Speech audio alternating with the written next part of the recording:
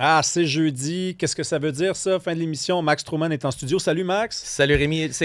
J'avais peur, tu sais. C'est vendredi, on fait l'amour. C'est jeudi, on parle à Max. On peut faire l'amour, pareil, le jeudi, si tu veux, Max. D'autant plus que là, t'as toujours pas d'électricité, fait que tu dors chez moi. Non. Salutations à Hydro-Québec, qui, après 28 heures, m'a redonné du courant. Puis, il n'y avait rien de brisé. Il y avait juste eu un peu de neige sur un arbre qui est entré en contact avec le réseau. Tout est gelé pendant ce temps-là jusqu'à temps qu'un élagueur vienne puis quelqu'un d'Hydro-Québec. Écoute, j'en ai. OK. Sais-tu, ils t'ont redonné du courant, mais sais-tu à qui ils l'ont pris? À moi.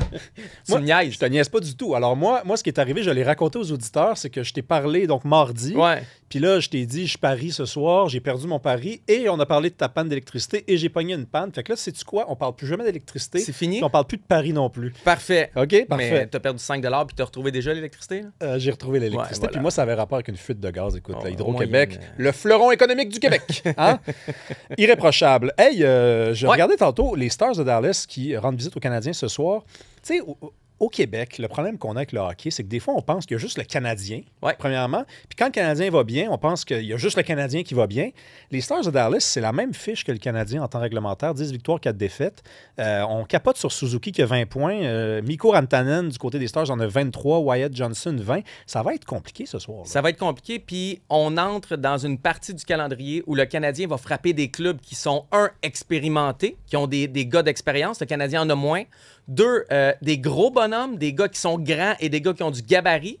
Et 3, des gars qui ont fait les séries l'année passée. Puis le Canadien a affronté beaucoup de jeunes équipes qui n'avaient pas fait les séries, puis ça a bien été. Je dis pas qu'on va toutes les perdre, là, mais on rentre dans une partie du calendrier où ça va être compliqué. Ça l'a été contre les Kings, qui étaient grands, gros et expérimentés. Et ça va être la même complication aujourd'hui. On peut gagner, on peut s'en sortir, mais c'est vraiment une partie plus difficile du calendrier. Oui, puis les Stars de Dallas, ils se sont rendus en finale d'association la saison dernière. Non, mais c'est une équipe. Il n'y a pas juste une équipe qui a fait la première ronde. Là. C'est une équipe qui s'est quasiment rendue en finale. Là. Tu m'as dit que tu paries plus, mais je veux dire, si tu pariais encore, tu sais, je parie encore, là, mais je t'en parle plus. Exactement. Mais si tu paries encore, je te dirais, les Stars, c'est une équipe sur qui tu peux mettre de l'argent. Puis si c'est pas aujourd'hui, ça sera un autre match. Mais juste, c'est toute une machine de hockey qui s'en vient à Montréal.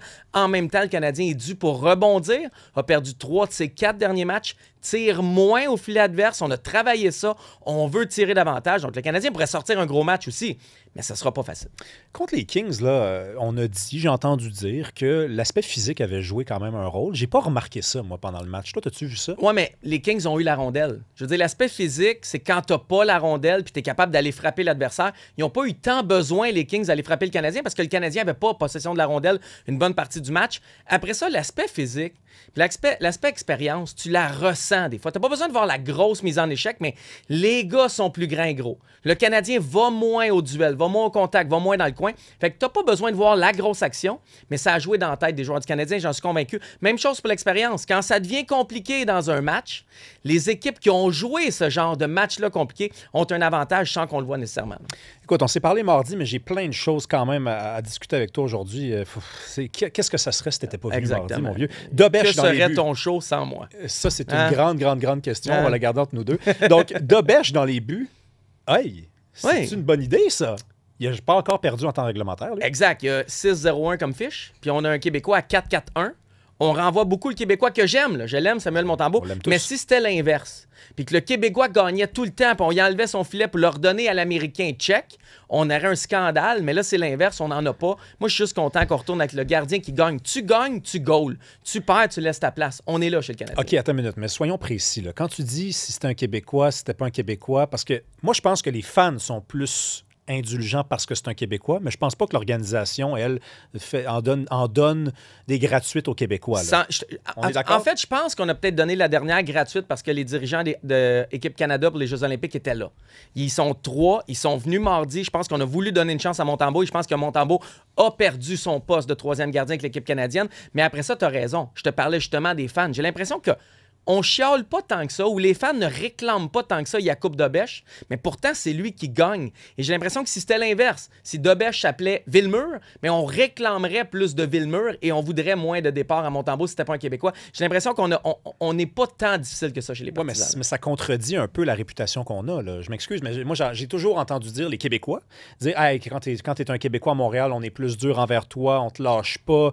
Si t'as une mauvaise game, c'est pénible. C'est pour ça qu'on va jouer ailleurs. Là, on a un gardien gardien de but qui a un très mauvais début de saison. Mais tu sais, il est tellement gentil, Samuel Montembeault. T'as pas du tout envie de lui faire du mal, mais tu sais, on analyse ça comme du hockey. C'est un sport, cette affaire-là. On laisse faire les personnalités. Il n'y a pas un bon début de saison. Non, il n'y a vraiment pas un bon début de saison. Et là, on est indulgent, mais on n'est pas comme ça d'habitude. Ben non, c'est pas parce qu'on l'a pas été, mettons, une fois avec Brisebois, puis une fois avec, je sais pas moi, Jonathan Drouin, qu'on ne l'est pas avec les autres. Ouais, mais la tendresse, c'était pas si pire. Je veux dire, le Zach Bolduc, il a la paix, même s'il n'y a pas un bon. Il y a eu un très bon petit début de saison, mais depuis 10 matchs, on le voit pas. Je veux dire, c'est so-so. J'ai l'impression que c'est exagéré, ça, les médias avec les joueurs québécois. Je pense que les joueurs québécois qui travaillent fort, qui donnent tout sur la glace, on est clément avec eux. Puis je reviens là. Montembeault pourrait recevoir beaucoup plus de chaleur qu'il en reçoit présentement. Et je pense qu'on pourrait réclamer encore plus la Coupe de Bêche. Le temps qu'il gagne, on regarde chaque match. Ce soir, c'est important qu'on envoie de Bêche. C'est ce qu'on fait. C'est lui qui nous donne les meilleures probabilités de gagner. That's it, that's all. Puis s'il gagne à soir, on le remet samedi. Parce que si on ramène Montembeault, on repart encore des questionnements, qu'on laisse le filet au gardien. S'il perd ce soir, est-ce qu'il joue samedi, Dobèche? Oh, ça dépend comment il perd, mais on verra. Je veux dire, on peut ramener Montembeault après une défaite de Dobèche. C'est que là, on n'arrête pas de remplacer Dobèche, même quand il gagne. C'est parce que quand le deuxième gardien perd puis qu'il joue le match d'après, c'est comme s'il était rendu ton premier. Ah, mais t'es un peu premier. Puis là, on repart pas la santé mentale, puis on repart pas les huées. Hey, c'est pas moi qui repart ça. C'est pas moi qui repart ça, certain. Okay. Hey, j'ai vu passer un texte cette semaine. Moi, ça m'a marqué. Jean-Nicolas Blanchet dans le Journal de Montréal. Ouais. Il raconte qu'après les matchs du Canadien, évidemment, les fans, il y a des fans qui s'en vont dans des bars autour. Il y a des fans qui sont déjà dans les bars parce qu'ils ne sont pas allés au Centre Bell, mais ils se tiennent à côté. Et apparemment que de plus en plus souvent, il y a 3 personnes dans le bar, pas n'importe qui, c'est Martin Saint-Louis, Jeff Gorton et Kent Hughes, donc l'entraîneur, le directeur général et le président de l'équipe qui se ramassent dans une petite taverne pas loin du Centre Bell à prendre un verre avec les fans. Ça vient défaire un peu le mythe de la Tour d'Ivoire. Là. C'était pas ça avant. Je veux dire, Marc Bergevin n'allait pas alentour du Centre Bell. Je pense que c'est le Old Darkers, là, quelque chose comme ça. Fait qu'en tout cas, si vous nous écoutez, vous allez prendre une pinte ce soir vers 10h. C'est la place où aller.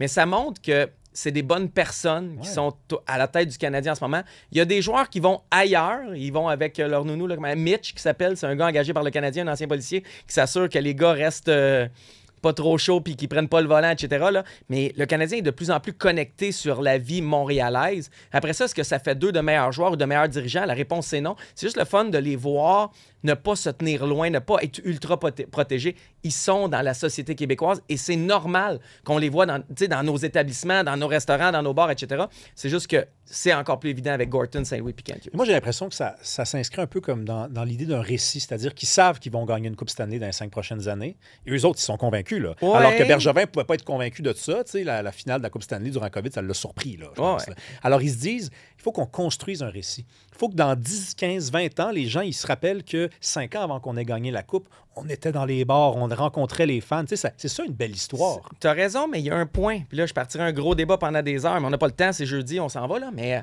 j'ai des doutes qu'on va gagner une Coupe Stanley là. Parce que je regarde contre les Kings. Ah, mais même, ça va prendre du grit, de la robustesse, du gabarit. Il va falloir être capable de jouer contre les grosses équipes parce qu'on a de la misère. Cette année, je pense qu'on a une victoire en 5 matchs contre les équipes qui ont fait les séries l'année passée et on perd plus de matchs qu'on en gagne contre les grosses équipes. En série l'année passée, on a eu de la misère contre les Capitals. Je pense qu'on a encore besoin de muscles dans cette équipe-là. Et Jeff Gorton n'en a pas amené avec les Rangers. C'est ça qui a coûté son poste. Il avait fait une reconstruction ultra talentueuse, mais il manquait de robustesse, puis il s'en vient à Montréal. Il est en train de faire la même reconstruction. Le talent est là. Le Canadien est excitant, mais il manque encore de muscles, puis de gabarit, puis de robustesse. C'est ce qui va faire la différence, je pense, et j'ai hâte qu'on ajoute ça dans la recette du Canadien. Ouais, mais Max, il manque peut-être 2 joueurs. Ou il en manque peut-être un gros sur le deuxième trio pour jouer avec Demidov, un joueur physique. Il manque pas 5-6 joueurs robustes. Là. Il manque 2-3 joueurs. OK. Ben, deux, on s'entend que tu peux pas dire, je suis pas sûr qu'on va gagner la Coupe dans 5 ans s'il nous manque 2 joueurs. Oui, mais Anderson va finir son contrat dans 1 an et demi. Fait qu'il va nous en manquer 3. Mais il était le meilleur contre les Kings, Anderson, il était le meilleur contre les Kings. Josh Anderson, là, c'est le joueur qu'à chaque fois qu'il arrive en échappée, tu sais que ça rentre pas. Il y a comme un running gag. Hey, en 30 secondes, non, c'est vrai, hein? En 30 secondes, parle-nous du CF Montréal. Oui, rapidement, le calendrier change. Le CF Montréal, à partir de 2027-2028, va jouer l'hiver, exactement, notre ancien Impact. Ça va jouer du mois de juillet, août jusqu'au mois de mai. Donc, on va venir se battre les samedis contre le Canadien Canadien. Et les informations que j'ai eues dans les dernières heures, c'est qu'on va jouer plus de matchs au Stade olympique quand il sera prêt. On espère que ça va être en 2028. Et qu'on va s'entraîner, si tout va bien, au Centre Nutrilait, avec la nouvelle mairesse qui vient d'arriver, Soraya Martinez-Ferrada.